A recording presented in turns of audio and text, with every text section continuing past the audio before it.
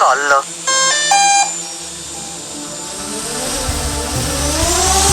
Fréquence Drone, la première web radio francophone dédiée aux télépilotes et acteurs des filières drones aériens, terrestres, aquatiques et subaquatiques. Interview. Fréquence Drone.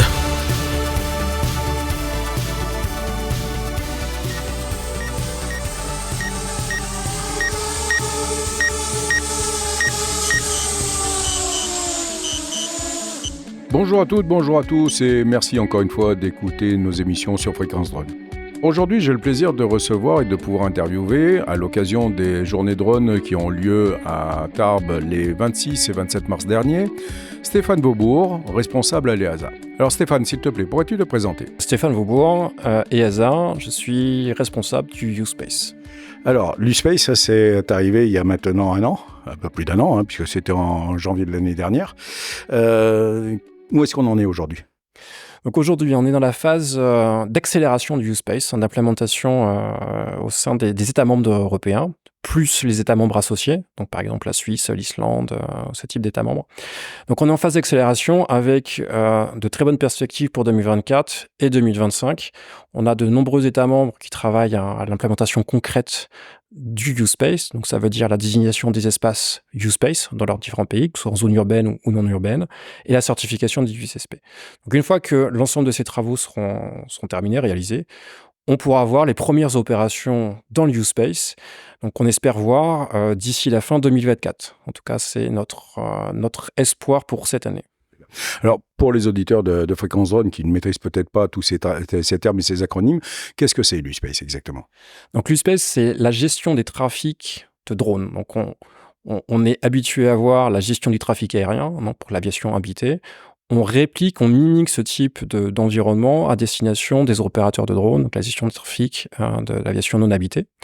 Donc on a un petit peu le même type de service ou de concept. Donc, par exemple, un opérateur de drone, pour éviter la collision avec d'autres drones qui partageraient le même espace aérien, vont déposer des sortes de plans de vol qui vont permettre de s'assurer que lorsque l'opération va être réalisée, il n'y aura pas un autre drone qui sera à la même place, dans le même environnement.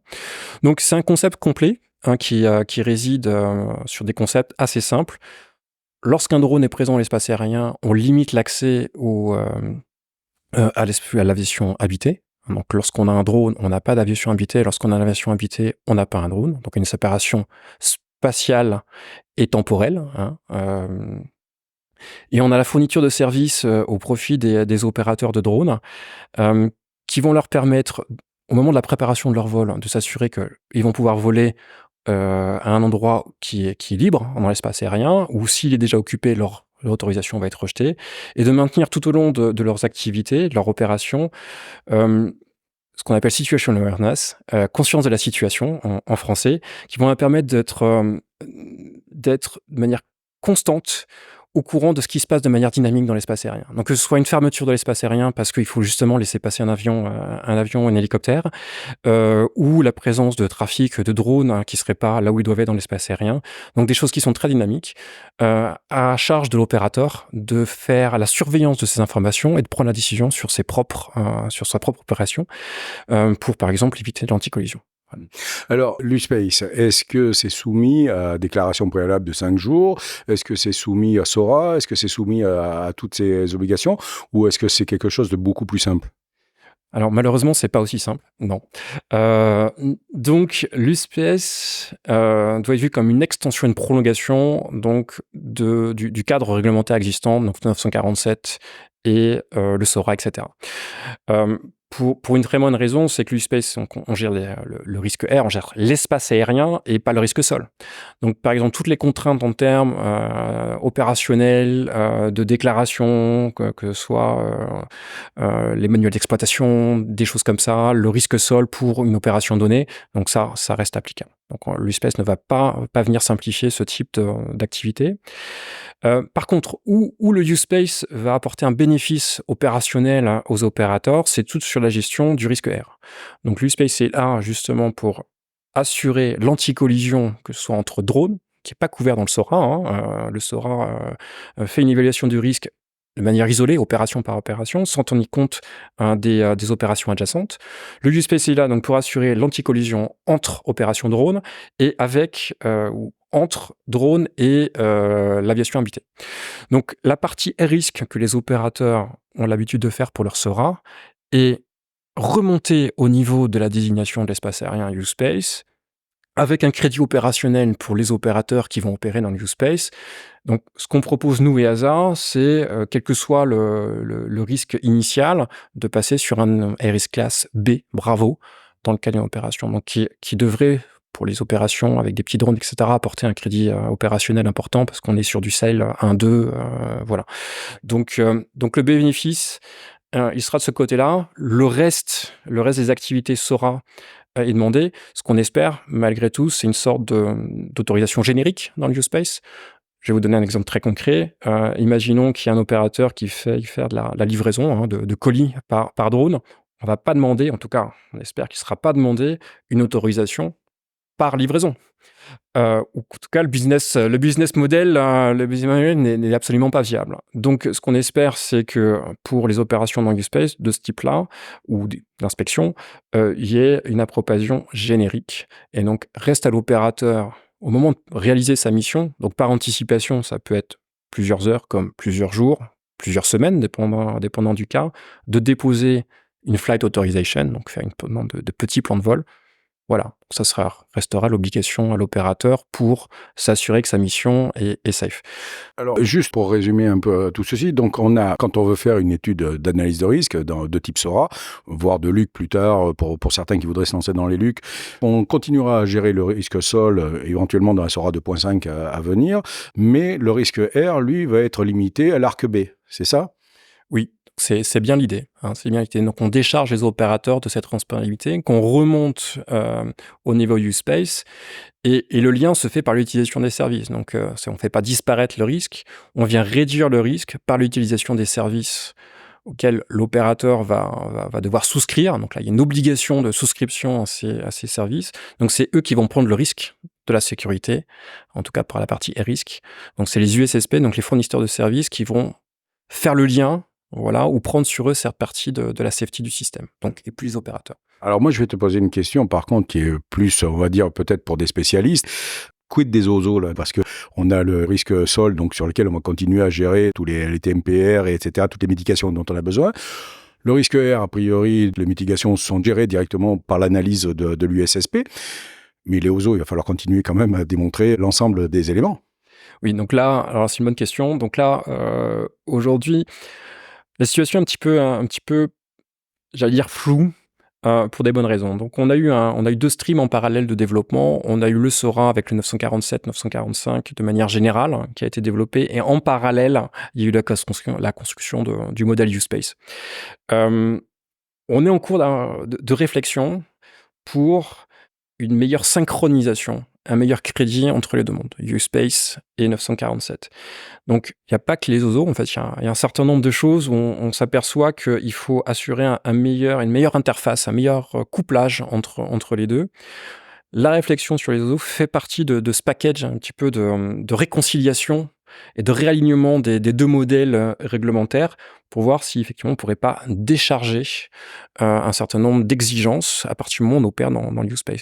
Donc cette réflexion elle est en cours. On espère la mener à terme en 2024-2025, déjà un premier package, avec des possibilités d'évolution. Alors là, c'est le step d'après, même pour le grand risque. Par exemple, on pourrait, si on a des informations de densité de population, on pourrait avoir des services avancés de flight authorization qui viendraient faire la corrélation entre le niveau connu, par exemple en termes de densité de population, si on a les données, le flight authorization, donc ce plan de vol demandé par les opérateurs, et la classe de drone, par exemple. Donc pour essayer d'aider également les opérateurs, même vis-à-vis du grand risque, à leur aider à de manière plus efficace ou plus safe préparer leur mission. Donc ça, c'est des choses qu'on est en train d'évaluer. J'ai pas la réponse actuellement, mais on a engagé ce niveau de réflexion et on a déjà commencé à discuter avec certains USSP de cette réconciliation entre 947 et 664 pour le U-Space. Et pour les niveaux de seuil, parce que si on descend en arc B, ça diminue le niveau de seuil. C'est bien l'intérêt. C'est bien l'intérêt du U-Space, justement, d'être perçu, alors à la fois comme une contrainte, faut pas minimiser l'impact aussi un peu négatif sur les opérateurs, parce qu'une fois de plus, les services sont obligatoires. C'est-à-dire qu'un opérateur n'a pas l'accès à l'espace U-Space s'il ne souscrit pas à ces services. Ces services auront un coût, donc ça c'est clair. On n'est pas, nous et EASA, capables de quantifier, parce qu'il y a plein de paramètres, et puis ça dépend énormément des situations nationales et locales. Donc, effectivement, ça peut être vu comme contrainte, mais comme un bénéfice, parce que, effectivement, si on fait descendre les seuils à des niveaux, donc c'est 1 et c'est 2, c'est un avantage, en tout cas, ce qui nous, EASA, nous paraît comme un avantage assez important, assez intéressant pour les opérateurs, ça c'est clair. Justement, parce que jusqu'à présent, on sait qu'au-delà de seuil 3, on est obligé de passer par un DVR, un Design Verification Report, excuse-moi. Et donc, on savait qu'aujourd'hui, notamment dans les livraisons, etc., on penchait plutôt vers des seuil 5, voire des seuil 6. Ça va sérieusement descendre? Eh bien, ça va dépendre du grand de risque. Alors, faut pas oublier que dans le SORA, on a une matrice à 2 entrées. On a une première matrice au niveau risque R, et donc là, on espère bien, donc ce sera validé par les études de sécurité menées par chaque État, mais on espère bien qu'on aura sur un arc B, une fois de plus. Maintenant, le risque sol, eh bien là, il est à considérer en fonction du type d'opération et le type de drone utilisé. Donc, si vous avez des drones à très forte capacité en termes de payload, donc de masse et d'énergie, vous allez descendre dans la matrice et vous allez atteindre des seuils importants. Donc ça, aujourd'hui, c'est pas l'USPS qui va permettre de réduire ce niveau de risque, non. Eh bien, je te remercie, moi, pour tous ces compléments d'information. Je pense que là, pour les auditeurs de Fréquence Drone, il y a déjà beaucoup de choses à digérer parce que je suis pas sûr que tout le monde connaisse toute cette version-là. À quand les USSP en France? Alors, quand est-ce qu'on a les premiers qui arrivent? Alors, c'est une information que malheureusement, je vais avoir du mal à confidentielle. Parce que les mieux à même de répondre sont les autorités françaises, donc notamment la DESAC, qui est en charge des certifications des USSP français. Nous, l'EASA, on est responsable des certifications des USSP qui sont en dehors de l'Europe. Ça fait partie de la première question. Où est-ce qu'on en est en termes d'implémentation du U-Space? On a quand même de bons espoirs de voir les premiers USSP, qu'ils soient français ou pas, mais partie de ce package, certifié courant 2024. Alors, tiens, du coup, ça me fait penser à une question. Ce matin, tu parlais de l'OACI, notamment donc de l'interopérabilité qu'on pouvait avoir entre pays. Et dans l'Europe, donc, un USSP français gérera le territoire national. Et il sera en relation avec un USSP allemand, belge ou autre? Alors, j'ai commencé par une petite clarification. L'USSP ne gère pas un USPS en soi, donc il fournit du service dans un USPS. Le service ou la désignation du USPS reste de la responsabilité État membre. Donc, c'est l'État qui est en charge de ces aspects-là.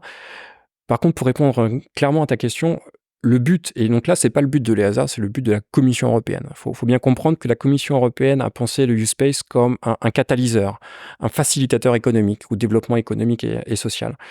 Le but, une fois qu'on aura donné un certificat n'importe où en Europe, que ce soit l'EASA, la France ou n'importe quel autre pays membre, le but est de faciliter le mouvement des USSP au travers de l'Union européenne avec une reconnaissance systématique et obligatoire des certificats.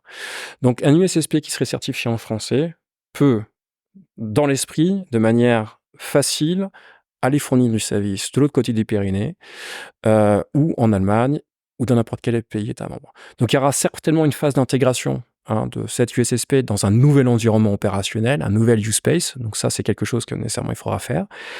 Par contre, un message clé, un élément vraiment fondateur de la réglementation telle qu'elle a été pensée, une fois de plus pas par l'EASA, mais par la Commission européenne, est la circulation libre des USSP. Voilà. La circulation libre aussi des drones en transfrontalier, donc les fameux cross-border, c'est-à-dire que quelqu'un qui voudrait faire une livraison depuis la France vers un pays frontalier, de l'autre côté, il n'y aurait pas de problème. Bon, on est un peu comme un avion, on dépose un plan de vol obligatoire et donc on pourrait traverser facilement. Donc une fois de plus, c'est vraiment bien l'idée, donc à assurer la liberté de circulation et de fourniture de services au sein de l'espace communautaire, plus les pays associés.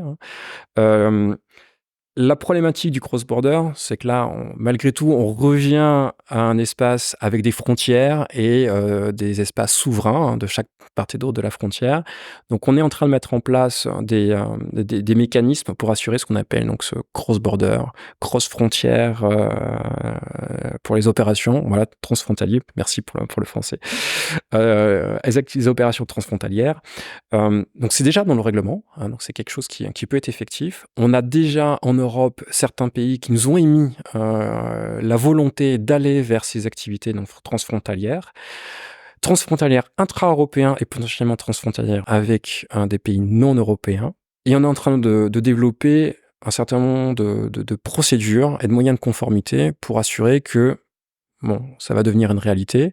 Donc, par exemple, quand on parlait de désignation d'espace aérien U-Space, la fourniture de services, il va falloir que les deux acteurs nationaux se parlent, échangent, se mettent d'accord sur un processus de désignation de l'espace aérien commun avec des fournisseurs de services communs et reconnus de part et d'autre, avec des contraintes opérationnelles ou de procédures communes. Donc voilà, le mot-clé, de toute façon, ça va être communication entre les États membres avec une série de checks techniques pour s'assurer que l'implémentation est cohérente de part et d'autre de la frontière et unifiée. Voilà. Et donc, langue anglaise obligatoire à ce moment-là. Moi, si la France décide ou souhaite parler espagnol, ou les Espagnols, français, pourquoi pas. Mais... Ouais, on en est aux Jeux Olympiques et on parle français dans les Jeux Olympiques, on pourrait espérer que l'Europe accepte le français. Voilà, donc ça, on va laisser les autorités compétentes décider du langage approprié. Bon, vraisemblablement, ce sera l'anglais, malheureusement. Voilà. Bon, c'était une boutade. Au fait, tu as trouvé ça comment ces 2 jours-là ? Extrêmement intéressant, pour une très bonne raison. Donc, ce que j'ai l'habitude de dire à tous les interlocuteurs que j'ai pu rencontrer, ils sont vraiment extrêmement riches en termes de compétences, de concepts opérationnels et très avancés pour certains. Donc nous à Cologne, on n'est pas ignorants, mais on n'est pas au contact direct des opérations. On a une bonne perspective parce que malgré tout, au travers de ce type d'événement, on maintient un contact avec les industriels et les institutionnels. Mais ce type d'événement nous permet une sorte de recalibrage, avec la réalité concrète du terrain et des choses très intéressantes, d'avoir une connaissance anticipée de ce qui va arriver dans 3, 4, 5 mois, 1 an. Et il y a tout un tas de personnes qui sont venues me contacter pour me présenter des projets absolument innovants pour lesquels l'EASA aujourd'hui n'a pas pu anticiper, simplement parce qu'on n'était pas au courant de ce type de projet.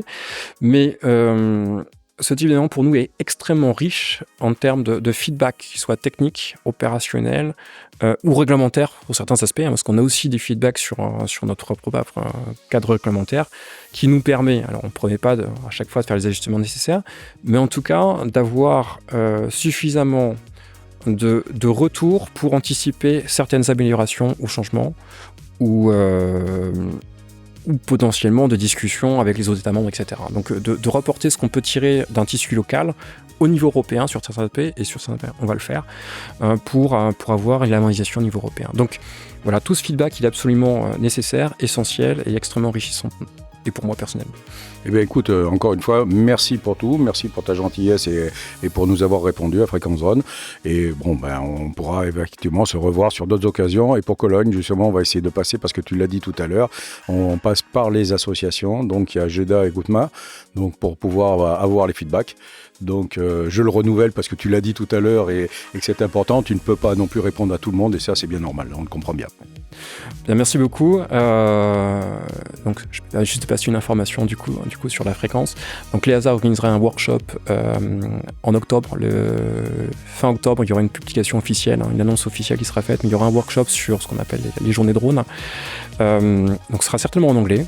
Malgré tout, les gens qui souhaitent participer pourront certainement se connecter à distance et on refera un parcours complet du cadre réglementaire, donc de la partie open jusqu'au drone certifié avec le U-Space UTM, la partie Urban Air Mobility, etc. Donc je pense qu'il y aura un panorama complet pendant 2 ou 3 jours entre institutionnel et industriel. Eh ben, tu peux compter sur Fréquence Drone pour faire le relayage. Merci beaucoup. Une interview réalisée par Thierry Mort pour Fréquence Drone.